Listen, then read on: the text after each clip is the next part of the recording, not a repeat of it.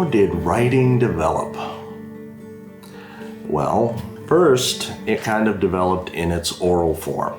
People would tell the stories. You would memorize the stories. You would pass the stories on.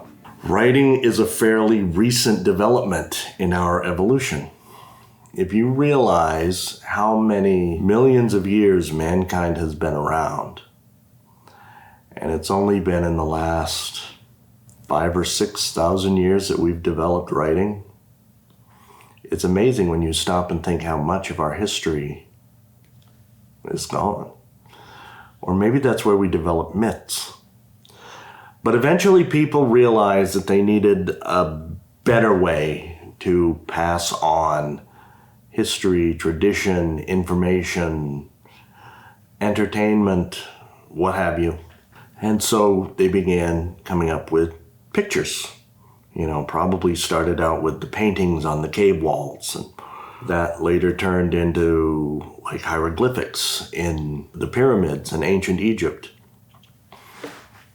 And then among some cultures, their alphabets began with symbols. The Norse runes are one thing. Some of the runes represent like cattle, and so that would refer to, wealth, prosperity, because, if you had a lot of cattle, you were a wealthy person.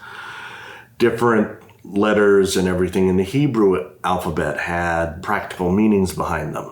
The same way with the Phoenicians, but where writing as letters, sounds, and everything really started, I'm pretty sure. I don't think I was there. Not quite that old.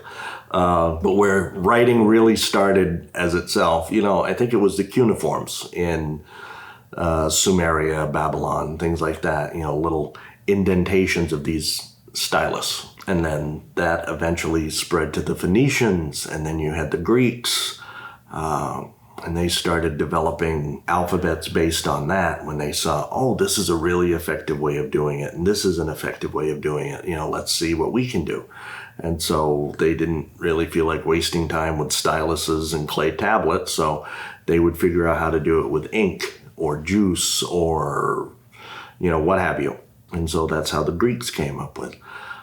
In China and Japan, if you look at their calligraphy, one figure carries a variety of meanings and messages. And, that's a really beautiful way of writing. And I love looking at Chinese. I love looking at Japanese.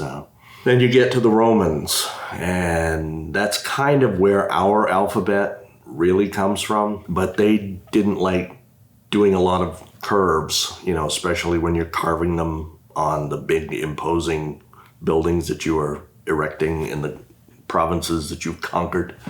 So if you look at our alphabet, W, because in Latin, the V was pronounced W. It was a U.